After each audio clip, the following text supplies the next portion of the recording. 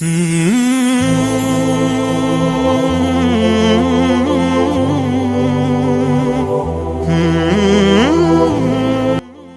صلی اللہ علیہ وسلم جب لقمہ منہ میں لیتے تھے تو اس کو خوب اچھی طرح چبا کر اندر نکلتے تھے، پھر اس کے بعد دوسرا لقمہ کھایا کرتے تھے۔ حضرت مولانا پیر ذوالفقار احمد فرماتے ہیں کہ نیو یارک میں ہمارے ایک دوست تھے، ڈاکٹر تھے۔ ایک مرتبہ ہم ان کے آفس میں بیٹھے تھے، وہاں پر کچھ لٹریچر پڑا ہوا تھا۔ اس لٹریچر پر لکھا ہوا تھا کہ یہ میڈیکل ایسوسی ایشن آف امریکہ کی طرف سے شائع ہوا ہے، یعنی اس میں بالکل پکی اور ماڈرن ریسرچ پر مبنی باتیں لکھی ہوئی ہیں۔ میں نے اسے پڑھنا شروع کر دیا۔ میری عادت ہے کہ جو چیز مجھے ملے میں اسے ضرور پڑھتا ہوں۔ اس کا عنوان بڑا ہی دلچسپ تھا۔ اس پر لکھا ہوا تھا کہ آپ اپنے وزن کو کنٹرول کیجئے آسانی کے ساتھ۔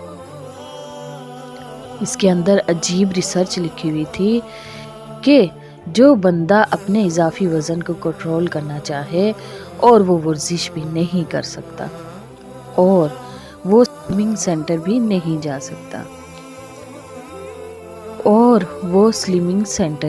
جا سکتا وہ زیادہ کھانے پر قابو بھی نہیں پا سکتا اور وہ ایسی گولیاں بھی استعمال نہیں کر سکتا جو اس کے وزن کو کم کریں، تو اس کے لیے ایک بہترین اور آسان طریقہ یہ ہے کہ وہ آدمی اپنے کھانے کو خوب چبا چبا کر کھایا کرے۔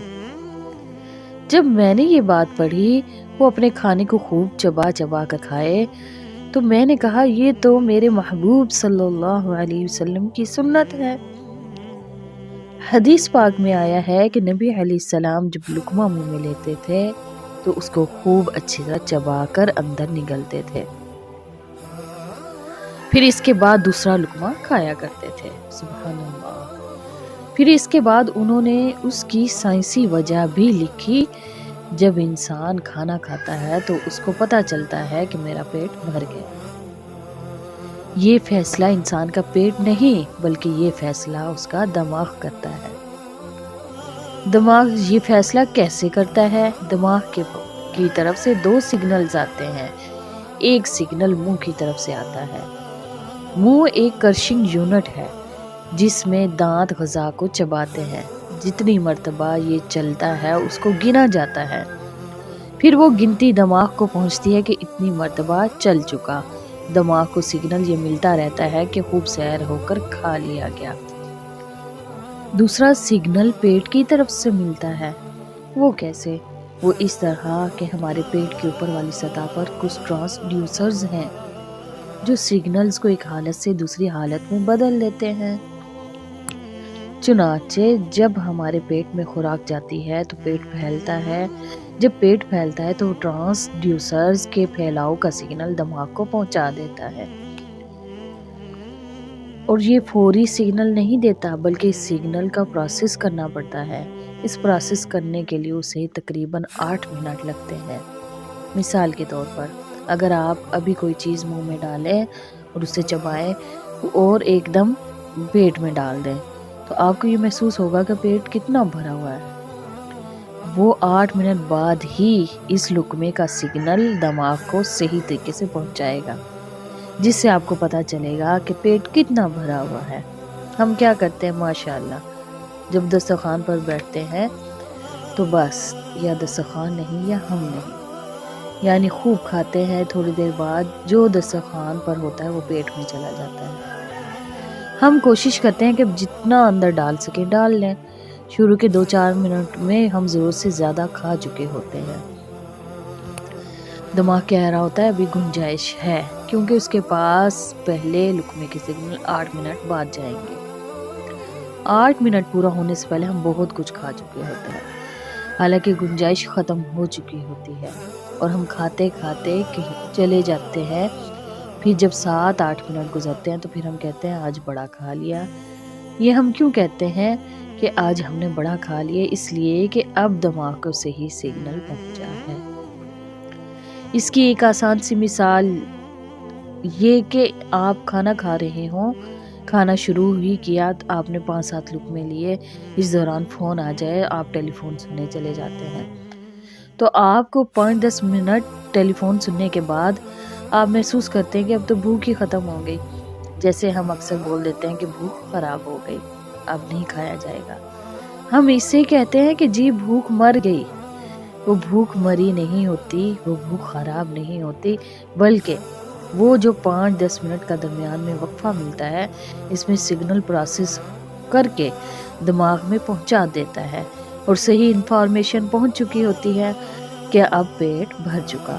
اگر ہم آہستہ آہستہ آرام سے چبا کر کھائیں تو ہم مناسب سا کھانا کھائیں گے، ہمارے دماغ میں صحیح سگنل پہنچے گا، ہمیں محسوس ہو جائے گا کہ ہم نے پیٹ بھر کر کھا لیا۔ اس طرح ہم زیادہ کھانے کی عادت سے بھی بچ جائیں گے اور زیادہ کھانے کی وجہ سے جو بیماریاں ہوتی ہیں اس سے بھی بچ جائیں گے۔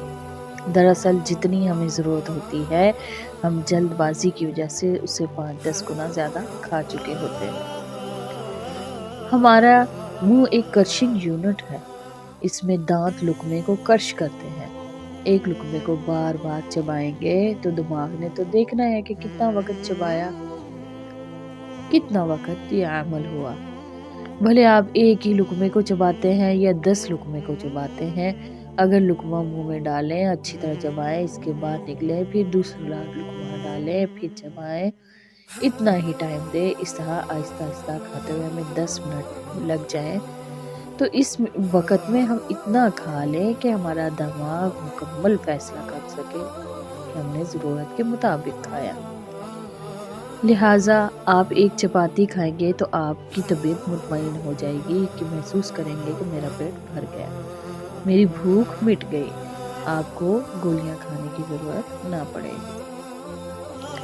اور ایک بات یہ بھی یاد رکھیں کہ جب ہم نوالا منہ میں چباتے ہیں، اندر ڈالتے ہیں، ہمارے معدے کا کام خوراک کو ہضم کرنا ہوتا ہے۔ اگر ہم لقمے کو پوری طرح چبا کر معدے میں نہیں بھیجیں گے تو معدہ تو بوجھ تلے آ جائے گا۔ اس صورت میں ہمیں محنت کرنا پڑے گی، اس کے ساتھ ساتھ خوراک کو ہضم بھی کرنا ہوگا۔ تو معدہ کیا کرے گا؟ 2 کام، اس کی ڈبل ڈیوٹی ہوگی۔ ایک تو وہ کرش کرے گا جو دانتوں نے کرنا تھا، اور ہضم بھی کرے گا جو اس کی اپنی ڈیوٹی تھی۔ اس طرح ہم معدے کو ڈبل ڈیوٹی دے دیتے ہیں، یعنی دانتوں کی ڈیوٹی بھی معدے پہ آ جاتی ہے، جس کا نتیجہ یہ ہوتا ہے کہ معدہ بوجھل ہونے کی وجہ سے خوراک کرش نہیں کر پاتا، جس سے صحیح وٹامنز نہیں بنتے اور معدہ اس چیز کو چربی میں بدل دیتا ہے۔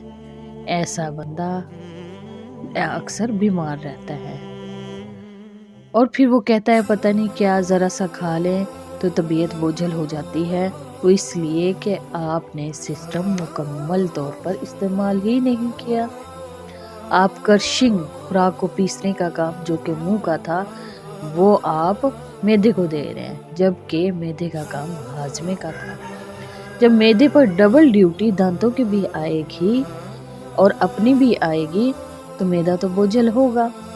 ڈاکٹرز کہتے ہیں کہ جو بندہ خود پہ کنٹرول کرنا چاہتا ہے اسے چاہیے کہ اچھی طرح چبا کر تسلی سے کھائے، تاکہ کھانے میں کچھ وقت تو لگے اور اس کے پیٹ میں جو خوراک جا چکی ہے اس کا مناسب سگنل دماغ کو پہنچے۔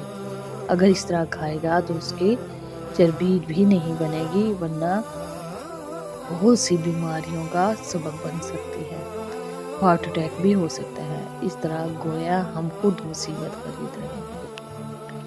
معلوم ہوا جہاں ہم نبی علیہ السلام کی سنت مبارکہ کو چھوڑتے ہیں وہیں ٹھوکر کھاتے ہیں، اپنے لیے مصیبت خریدتے ہیں۔